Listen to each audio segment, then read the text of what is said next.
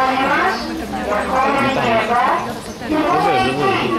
Και είναι συγκινητική αυτή η προσέλευση του κόσμου και όλων σας, και το πρωί και τώρα, γιατί πιστεύω μπροστά στην εικόνα της, έχουμε όλοι μας κάτι να παρακαλέσουμε για τα δικά μας πάθη, περιμένοντας τη δική μας Ανάσταση. Ξέρουμε ότι η Παναγιά είναι Θεός στα ουράνια, δίπλα στο μονογενή Υιό της, σε ξεχωριστή θέση. Όμως αν μητέρα όλων μας κατεβαίνει εδώ, στη γη, κοντά μας και είναι πάντοτε δίπλα μας. Είναι δίπλα στο φτωχό, στο πικραμένο, στο πονεμένο, στον αδικημένο, στο θλιμμένο, στο καταπραγμένο.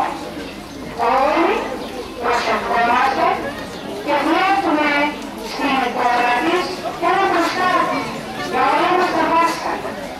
Παρακαλούμε θερμά μέσα από τη ψυχή μας και αυτή μας ακούει. Ακούει την προσευχή μας. Βλέπει τα δάκρυά μας. Συγκινείται. Μας βοηθάει. Είναι δίπλα μας. Μας στηρίζει. Μας οδηγεί. Μας ενισχύει την πίστη. Είναι πάντοτε κοντά μας. Γι' αυτό και θα ακούσετε σε όλη την Ελλάδα. Να λέει η Παναγιά, η βρετοκρατούσα, η τυχοπηλούσα, η τρεμαστή, η τριπητή, η παντοχαρίτισσα, η γεροκομίτισσα, 271 πεσονίμια. Έχει άλλη μητέρα τόσα ονόματα? Όχι. Τις αξίζουν τόσο και άλλο τόσο, γιατί είναι πάντοτε δίπλα μας και πάντοτε κοντά μας.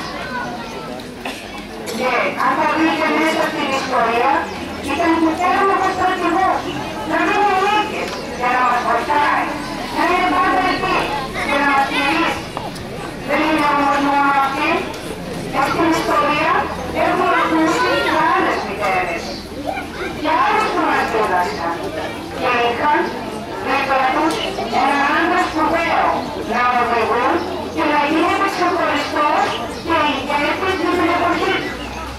Να σκεφτούμε την Αγία Ελένη, ο ένας Κωνσταντίνος διέταξε, είχε όμως δίπλα του και πίσω του μια μάνα χριστιανή, μια μάνα δυνατή, μια μάνα να βοηθάει και να στηρίζει στην αναστροφή του γιού της. Το ίδιο θα λέγαμε και για τους τρεις γεγείς της Κωστίνας της Χριστιανίου Τέωτης, τους τρεις ιεράρχες μας. Και αυτοί διέφρεσαν και σαν χριστιανοί και σαν υποστήμονες και μετέδωσαν μηνύματα που είναι δικονικά και τους θυμούνται κάθε στιγμή ακόμα και σήμερα. Ύστω όμως από αυτούς κρύβονταν τρεις μητέρες δυναμικές, έξυπνες και χριστιανές, η Εμένια, η Ιώνα και η Αντούσα. Και ξεχνώντας όλες αυτές τις μητέρες που ίσως σας φαίνονται μακρινές, έρχομαι σε εσάς που βλέπουν μπροστά μου, τις αυτές μητέρες, τις νέες, τις παλιές, τις γιαγιάδες, τους περιγουάνες, μητέρες για τα παιδιά σας που αγωνιάτε, που δεν έχετε να τα βοηθήσετε, δεν έχετε να τα στηρίξετε, είστε πάντοτε εκεί. Να ξέρετε ότι όλες οι μητέρες είναι εκεί, αλλά ζήσαμε στην εποχή μας και κάποιες δυσκολίες. Δεν νομίζω ότι υπάρχει μητέρα που να μην αγαπάει το παιδί της. Όμως μερικές φορές θα υπερπασταθέ. Το ασφικτηρά από την αγάπη της. Δεν το αφήνει και η κόρια να μπορέσει να ελιχθεί. Κάποιες φορές, ίσως ο χρόνος και η δουλειά μας θα κάνει να το παραμελούμε και να διαφορούμε για λίγο. Και εγώ νομίζω ότι όλη η αγάπη της μάνας πρέπει να σταθεί εκεί και είτε είναι αγόρι, είτε είναι κορίτσι, να είναι δίπλα του. Το κοριτσάκι που βλέπετε τώρα, το μικρό, αυτό που νομίζεις ότι κάνεις ό,τι πρέπει, ότι δεν το καταλαβαίνει, ότι το ελέγχει για μέσα από την δική του παιδική απόρρια, σε λίγα χρόνια, θα είναι ο σκληρότερος δικής του. Γιατί θα ξέρει, θα θυμάται και μέσα στην παιδική του ψυχή θα έχει καταγράψει τα πάντα. Αυτό το κοριτσάκι θα γίνει η μελλοντική μητέρα, η σύζυγος, η νοικοκυριά.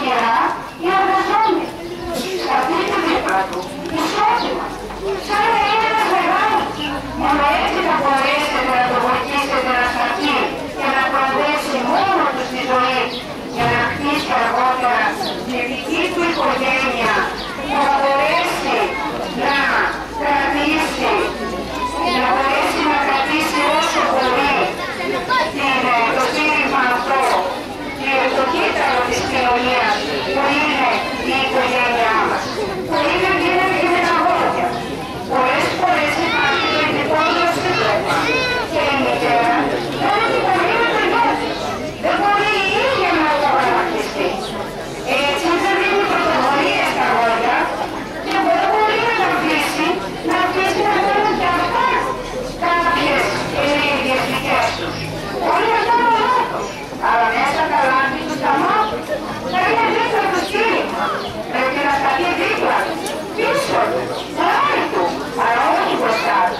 Δοκιμάστε. Δοκιμάστε γιατί είναι δύσκολη εποχή και ξέρω ότι έχουμε αλλάξει όλα. Ακόμα γιατί η μορφή και η δομή της οικογένειας δεν είναι όπως παλιά. Υπάρχουν μονογονεϊκές οικογένειες με αρρώστιες, με χωρισμούς, με θανάτους, όμως πάντα για κάποιον θα υπάρχει ένα στήριγμα που με ανεδιατελή αγάπη θα στηρίζει ένα παιδί. Με αγάπη χωρίς συμφέρον. Θα μπορεί να βρίσκεται πάντα κοντά του και να τα στηρίζει. Εγώ θα έλεγα σε αυτά εδώ τα παιδιά που είναι δίπλα μας, που είναι παιδιά σας, να στηριχτούν στον εαυτό τους και την προσωπικότητά τους και να δώσουν μεγάλη έμφαση και μεγάλη έμφαση στη γνώση. Η γνώση δεν χάνεται ποτέ. Η μόρφωση είναι απαραίτητη. Πρέπει να στηριχτούν, να μορφωθούν και να στηριχτούν στους δασκάλους τους για ό,τι απολύτως έχουν. Στην οικογένειά τους και στους αγαπημένους τους για να προχωρήσουν και συγχρόνως στην Παναγιά μας, που μέσα σε αυτή την κρίση και μέσα σε αυτή τη νέα της ανθρώπινης ψυχής, σε αυτή τη μοναξιά της πολύβολης όλοι μας θέλουμε ένα κήρυγμα. Το καλύτερο, το μεγαλύτερο είναι η Παναγιά μας. Μας καθοδηγεί και μας βοηθάει. Στηριχτείτε σε αυτή, στηρίχτε τα παιδιά σας, στηρίχτε τις οικογένειές σας και μείνετε δυνατοί. Θα μου πείτε, κυρία Αντωνία, υπάρχει κρίση. Ναι, δεν το αμφισβητώ. Υπάρχει και ίσως χειρότερα έτσι. Κανείς δεν ξέρει. Προσευχόμαστε. Όμως, τι θα κάνουμε. Θα σταυρώσουμε τα χέρια, θα σκύψουμε το κεφάλι και θα πούμε πάλι τέλειωσαν όλα. Η ζωή τελείωσε. Ήταν ως εδώ. Δεν μπορούμε να κάνουμε τίποτα. Στο πρωινό κήρυγμα άκουσα να λέει ότι μετά την Σταύρωση ήρθε η Ανάσταση και μετά τη βροχή βγαίνει το βράδυ τόξο και μετά την καταιγίδα έρχεται η ηρεμία. Ίσως μετά από αυτή την κρίση κάτω να ηρεμήσουμε. Πρέπει να έχουμε μια νότα αισιοδοξίας και ελπίδας για τα παιδιά μας. Πρέπει εσείς, οι μητέρες, οι γιαγιάδες, οι πατεράδες, η οικογένεια να μείνετε δυνατοί να το στηρίξετε. Ονειρεύονται ένα κόσμο. Πρέπει να το πιάσετε. Ίσως αυτά διαβάσουν τα προσχήματα. Ίσως αυτά πιάσουν έναν κόσμο δικό τους. Όπως το ονειρεύονται. Ακόμα και αν πάρει χρόνο. Εσείς όμως πρέπει να αντέξετε. Με υπομονή και αγάπη και να είστε εκεί. Προσευχηθείτε και στο στόχο πάει καλά. Να ξέρετε ότι η Παναγιά και ο Χριστός είναι πάντα μαζί μας και πάντα μαζί σας και θα είναι κοντά σε όλους μας όταν θα παραστεί ανάγκη. Θα τελειώσω αφιερώνοντας ένα δικό μου ποίημα στη μητέρα του Παναγιά.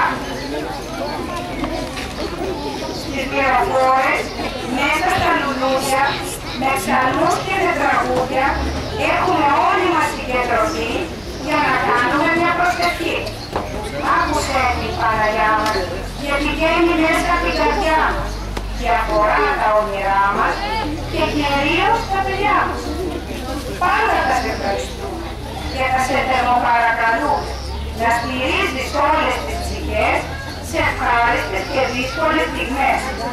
Ειδικά αυτή την εποχή που η κρίση έχει εδραιωθεί, είστε το μόνο στήριγμά μας, άσπρις το φως μες στην καρδιά μου.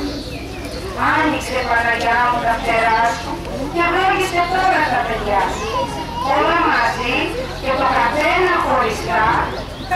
ήμουν την εικόνα σου μπροστά.